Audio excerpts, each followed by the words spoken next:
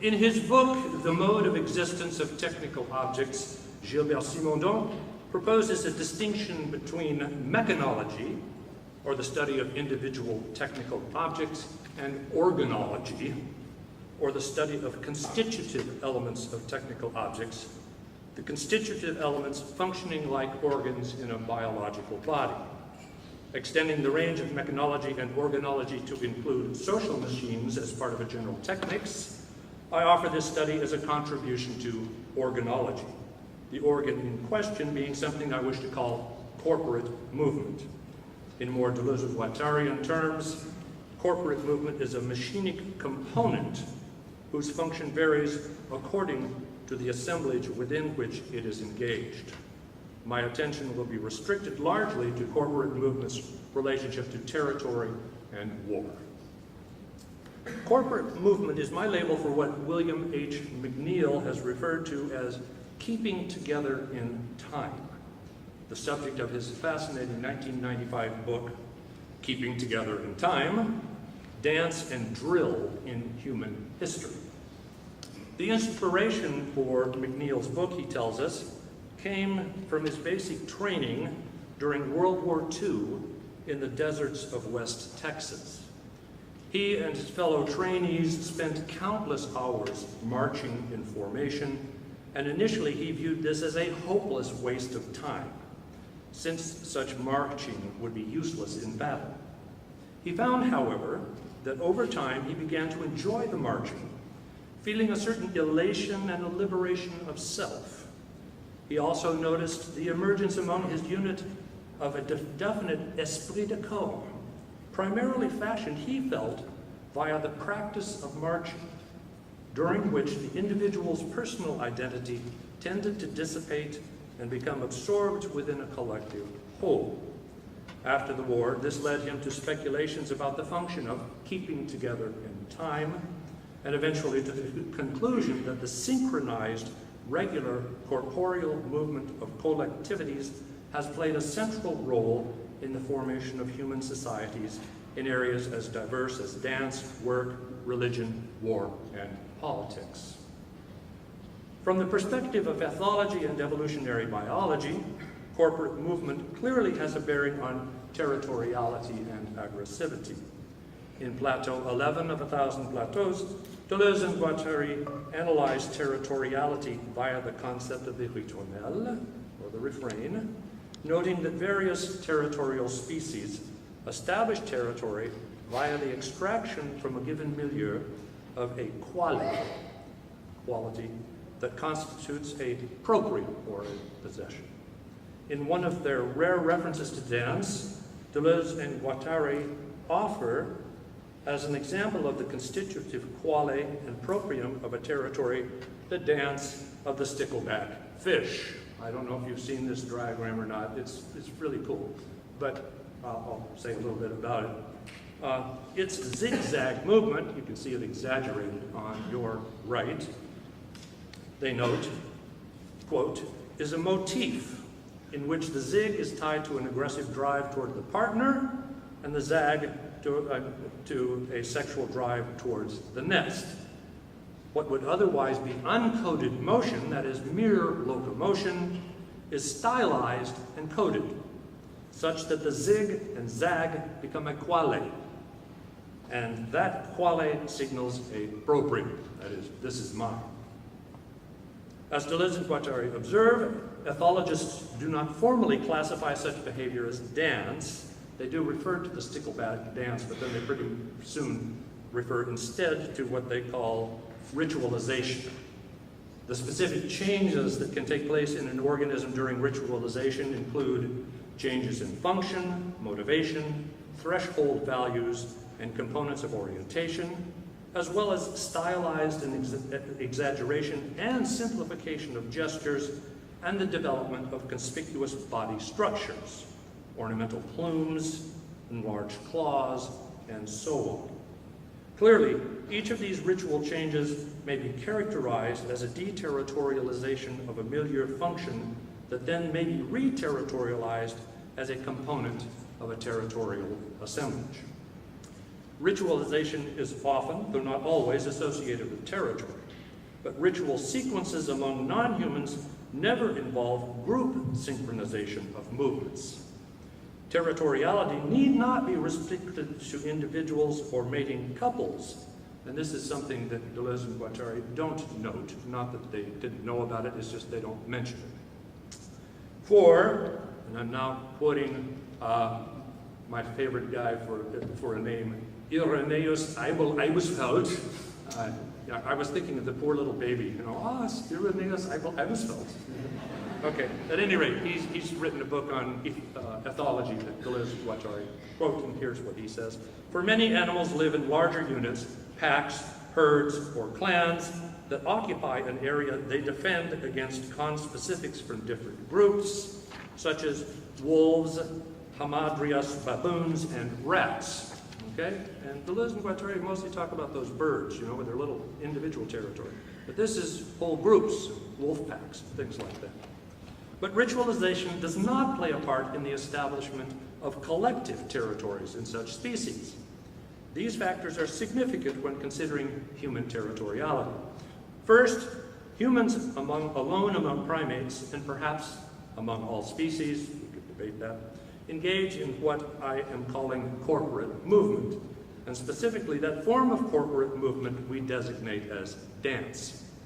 One might include such emergent phenomena as the synchronization of fireflies, the schooling of fish, or the V-formation of geese as instances of corporate movement, but I would argue that they are not sufficiently deterritorialized corporeal functions to deserve categorization of dance. Note I've avoided the question of intentionality. But, second, humans alone use corporate movement as a means of establishing territory, and that's where we get the idea of ritualization establishing group territory. Many evolutionary biologists view human dance and song as central components in the creation of social cohesion, the establishment of territorial boundaries, and the formation of territorial alliances. Specialists in human ethology have confirmed McNeill's hypotheses that dancing induces altered states of consciousness, including trance states and euphoria, and that group dancing facilitates social bonding. The evolutionary biologists Hagen and Bryant have proposed that group dancing serves primarily as a signal of group cohesion to other groups, noting that humans alone among primates form associations of groups with other groups. They contend that in establishing territories, groups form intergroup alliances in order to subjugate or expel outsiders. The stability and cohesiveness of a given group are signaled to other groups through dance, since highly synchronized movements and a large repertoire of dances can only be achieved through long-term cooperative relationships. And the example they give is, here's a valley, group A, group B in the valley, along comes group C, and group A and group B have been fighting away. Group C looks to see which one of those, A or B, to ally with. And he says one way to test the social cohesiveness of the group is to see how synchronized their dance is and how many dances they have. Because after all, you could learn one dance, right? Be synchronized, but have been together only for, 20 minutes. But if you have 200 dances and you're performing them with great precision, that would signal that this is a cohesive unit, and hence you would decide to ally with Group A, the better dancers, than the Group B. I don't know, I think it's kind of an interesting idea. Okay, so hence groups may assess the relative advantages of allying with prospective territorial partners via the quality of the prospective partners' group dance performances. Although Hagen and Bryant dismissed the hypothesis that dance creates social bonding, there seems no need to choose between that hypothesis and their own. Rather, the ethological and evolutionary biological evidence suggests that dance induces altered states of consciousness, fosters group bonding, and serves as a signal of group cohesion in the formation of intergroup territorial alliances. In the Refrain Plateau, Deleuze and Guattari briefly link rhythmic and musical refrains to territoriality in humans. They cite Joseph Sampson's remarks about the ancient Greek nomes, which in Sampson's words were, he says, melodic formulas to which the Greeks attributed a representative character. Weaver, soldier, sailor, fuller, reaper, each had his own proper nome. And these formulas differed according to provinces. The Dorian, the Lydian, the Phrygian were expressed via very different nomes. Deleuze and Guattari also mention Greek rhythmic modes and Hindu rhythms, which they say are themselves territorial, provincial, regional. They choose Greek modes and Hindu rhythms, no doubt, because Olivier Messiaen, in his musical compositions, made extensive use of Greek rhythmic modes and the 120 Hindu desitalas, which literally means regional rhythms, cataloged by Shangadara in the 13th century. It is important to note that to each Greek rhythmic mode corresponded a melodic mode, and to each desitala a melodic raga, and further, that every regional mode or rhythm was associated with a repertoire of local dances, each with specific gestures, postures, movements, and costumes. So when they just talk about rhythm, keep in mind is rhythm, music, dance, costume, all of these things as a kind of a unified local form of behavior that establishes regional identity, and I would say, in their sense, territoriality. Kurt Sachs and other historians of dance have argued that collective or choral dance is the most ancient type of dance, and that the oldest form of the choral dance is the circle. Sachs cites myths and practices from around the world that associate the dance circle with a central tree or fire or empty fire pit, that center serving as the primary point of orientation for the circle. The central tree, fire, or hole generally has a sacred significance as a symbol of cosmic life forces and procreative origins. This configuration of central point and surrounding circle recalls the first two moments of Deleuze and Guattari's territorial ritournelle, a point of order in the midst of chaos and a circle around that uncertain and fragile center whose function is, they say, to organize a limited space. Given that the central point is also a sacred tree, hearth, or originary opening, we may find in this center the third moment of the refrain, the line of flight that allows a territory, quote, to join with the world or meld with it, end quote. As Deleuze and Guattari observe, and this is a long quote of theirs, intense center is simultaneously inside the territory and outside several territories that converge on it at the end of an immense pilgrimage, hence the ambiguities of the natal. Inside or out, the territory is linked in this intense center, which is like the unknown homeland, terrestrial source of all forces, friendly and hostile, where everything is decided. That's the end of the quote. Such an association of the center with the line of flight resonates with the widespread function of the circle center as the space in which the shaman, the healer, the dervish, or the Dionysian reveler improvises highly deterritorialized movements within the less deterritorialized surround of the synchronized collective dance. In traditional societies, collective dances may be related to various activities: religious ceremonies, rites of passage, planting, harvest, war, and so on. But no hard and fast distinction separates these activities from one another, and all include a territorial component. Perhaps that territorial dimension is most evident in war dances. In Keeping Together in Time, McNeill surveys traditional cultures from Asia, the Pacific, Australia, Europe, Africa, and the Americas, and finds war dances everywhere. Dances before battle, victory dances after, dances in commemoration of ancestral warriors, totemic dances solidifying warrior group identity, and so on. Keeping Together in Time, McNeill argues, builds collective resolve, fervor, and valor. It reinforces shared accomplishments. It codifies warrior traditions and techniques, and it helps warriors construct a specific warrior identity. In all these regards, his analysis is consonant with Deleuze and Guattari's presentation of the warrior as an anomalous figure, resistant to the capture of the magician emperor or the administration of the jurist priest king. Outside traditional cultures, however, war dances are less prevalent, and it is primarily in the domain of training and battle formations and maneuvers that collective movement manifests itself in warfare.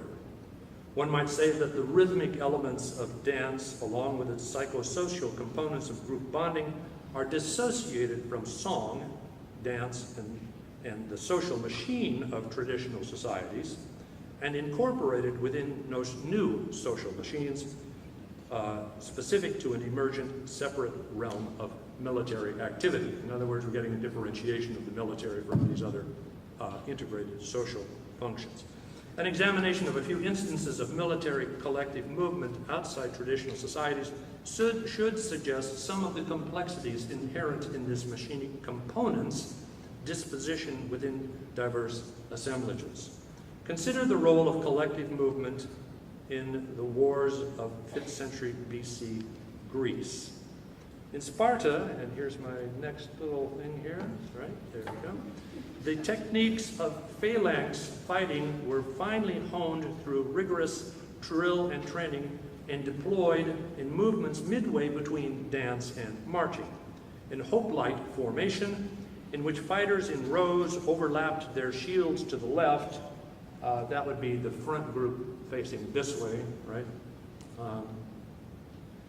Required precision synchronization of movement, disciplined order, and rapid deployment of collective movement in response to shifting battle conditions. You had to keep that thing moving around wherever you were, so it was like this moving collective manifestation. Thucydides noted that the Spartans did not advance into battle with haste and fury, but he said, slowly to the music of flute players, so that they might advance evenly, stepping in time without breaking their order, as large armies are apt to do in the moment of engaging. So you see, we still have flutes, but other than that, flutes and probably some percussive instruments. But is it dance? I don't know. I think we're sort of on our way out of dance. Okay. Plutarch reported that it was at once a magnificent and terrible sight to see the Spartans march on to the tune of their flutes without any disorder in their ranks, any discomposure in their minds, or change in their countenances, calmly and cheerfully moving with music to the deadly fight. McNeill argues that the warriors of Sparta did indeed experience strong emotional bonding in the classical age, and the Spartan society as a whole attained its cohesiveness through this military bonding. Athens, by contrast, did not stress collective movement in the training of its ground troops. However, Athens was a sea power, and the training of rowers for Athenian triremes provided a form of collective movement correlative to the Spartan training of hoplite warriors. There's trireme number 1. You'll see there's a cross-section there, so it's, I think by the time I'm done, you'll get an idea of what these were like. A trireme typically required a crew of 170 rowers and 30 additional personnel. At the height of its power, Athens possessed a flotilla of 415 ships, which means that 83,000 troops were available for naval combat at a single time. Propelling the triremes required finely honed coordination among the rowers. And here's why. The 3 tiers of oars had scant clearance. Every oarsman had to keep pace with those in front and behind, while also keeping his oar out of the path of those banked above or below him.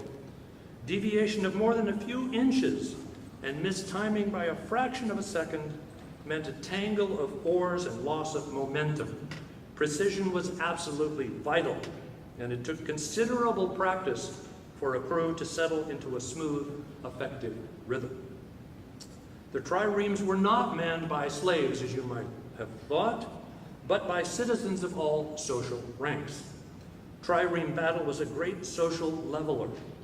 In the words of the historian Victor Davis Hansen, the trireme was an extension of the democratic Athenian state and served the larger civic interest of acculturating thousands as they worked together in cramped conditions and under dire circumstances. Significantly, the Athenians gave their triremes names not merely like empire or most powerful, but also freedom, democracy, free speech, and justice. McNeill concludes that the public life of Sparta and Athens, he says, that did most to define the special character of Greek civilization did indeed derive its extraordinary intensity largely or perhaps entirely from the emotional residues of keeping together in time. The strong ties between an individual citizen and the polis can scarcely be explained otherwise. More importantly, feelings aroused by moving together in unison undergirded the ideals of freedom and equality under the law that characterized both Athens and Sparta. What I would stress, however, are the pronounced differences between Sparta and Athens. The one being being an oligarchical, rigidly stratified and hierarchically organized state, the other a democratic and less stratified polis, capable of fostering what Deleuze and Guattari called the milieu of immanence necessary for the birth of philosophy. In short, the example of ancient Greek warfare demonstrates the extent to which the machinic component of corporate movement may be appropriated by quite diverse social machines. With the advent of large-scale cavalry warfare and the deployment of archers using powerful compound bows, the hoplite formation became ineffective. The trireme was likewise eventually rendered outmoded through advancements in ship design and naval weaponry. By the early Middle Ages, precision drill had ceased to be a central aspect of European warfare. In the 16th century, however, Maurice of Nassau, Prince of Orange, revived corporate movement as a central component of the war machine, adapting it to take advantage of muskets and other gunpowder weapons. To improve efficiency in loading, firing, and reloading muskets, Maurice divided the motions required to operate a musket into 43 discrete movements, to each of which he assigned a single word command. He used the same technique to increase efficiency in the deployment of pikes and all other weaponry. I'm just using muskets as my example here. Musketeers were taught each posture and drilled relentlessly until they had internalized the sequence of motions and corresponding commands to such an extent that they could respond automatically to commands in battle and operate their weapons with maximum efficiency and collective synchronicity. With musketeers ranked in tiers, one behind the other, each tier firing in a coordinated sequence and then dropping, while the preceding ranks reloaded, in a coordinated sequence, while preceding ranks reloaded, ground troops could deliver a barrage of bullets that was virtually uninterrupted. So you have 10 of these rows, they fire, drop, and it takes a long time to load those things. But by the time the 10th shot goes off, round one's ready, and it's, they completely revolutionized the battlefield in the 16th century. You probably know something about this stuff from Foucault and Discipline and Punishment, the micropolitics of the, but that's just a later version of Maurice of Nassau's innovation. Maurice commissioned the artist Jacob de Gain to illustrate each posture and relevant command, and then published these. Let's see, get this thing working again. Okay. Every once in a while I have trouble with my neat little machine here. Oh, good. All right. And here, that's one of the plates from Maurice of Nassau. I couldn't find a sequence uninterrupted sequence of a whole bunch of them. But I'm going to set up a little sequence that has a few in proper order, and you'll get an idea of it. If it's working right, they should. Yep. Oops. That's one, and then this is another sequence. Okay, well, you get the picture, right? But there would be 43 of these, each one with a command. And these were all published, which means that this spread all over Europe. And Maurice was not a real, he was, I guess, a generous man or something, but he also had his personal reasons. Because by creating visual representations of the postures of warfare, Maurice was able to disseminate a standard training regimen to multiple drill instructors, whether literate or illiterate, who could then fashion troops into internally synchronous units that could be combined into a large-scale synchronous army of vast dimensions. Camp life in armies before Maurice's innovations had been largely unregulated and unruly, but with his innovations, camp life was transformed. Soldiers devoting their on-duty days entirely to digging fortifications and practicing the collective military movements of firing weapons, marching, assembling in formations, shifting formations, and so on. The collective training instilled an esprit de corps in a large population, and the all-consuming training of troops ensured that soldiers stayed within the camp and formed a separate social community. The rigorous discipline and training reshaped the bodies and psyches of new recruits, transforming individuals from diverse backgrounds into soldiers with a common identity. As MacNeil notes, prolonged to organology, the organ in question being something I wish to call corporate movement. In more Deleuze-Guattarian terms, corporate movement is a machinic component whose function varies according to the assemblage within which it is engaged. My attention will be restricted largely to corporate movement's relationship to territory and war. Corporate movement is my label for what William H. McNeill has referred to as keeping together in time, the subject of his fascinating 1995 book, Keeping Together in Time, Dance and Drill in Human History. The inspiration for McNeill's book, he tells us, came from his basic calculations about the function of keeping together in time, and eventually to the conclusion that the synchronized, regular corporeal movement of collectivities has played a central role in the formation of human societies in areas as diverse as dance, work, religion, war, and politics. From the perspective of ethology and evolutionary biology, corporate movement clearly has a bearing on territoriality and aggressivity. In Plateau 11 of 1,000 Plateaus, Deleuze and Guattari analyzed territoriality via the concept of the ritournelles, or the refrain, noting that various territorial species establish territory via the extraction from a given milieu of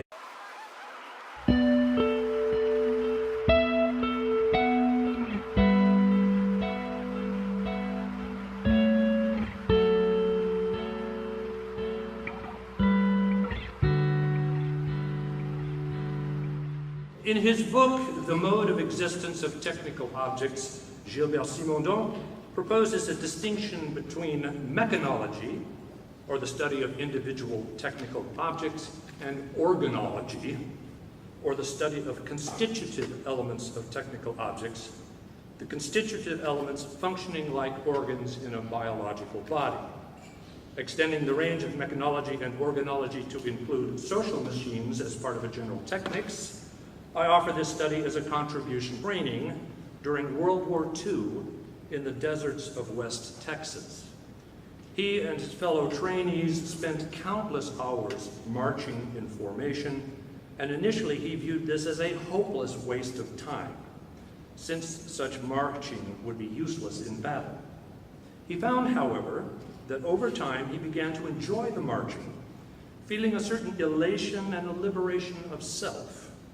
He also noticed the emergence among his unit of a definite esprit de corps, primarily fashioned, he felt, via the practice of marching, during which the individual's personal identity tended to dissipate and become absorbed within a collective whole. After the war, this led him to speculate a quality that constitutes a proprium, or a possession. In one of their rare references to dance, Deleuze and Guattari offer, as an example of the constitutive quale and proprium of a territory, the dance of the stickleback fish. I don't know if you've seen this diagram or not. It's really cool, but I'll say a little bit about it. Its zigzag movement, you can see it exaggerated on your right, they note, quote, is a motif in which the zig is tied to an aggressive drive toward the partner and the zag to a sexual drive towards the nest. What would otherwise be uncoded motif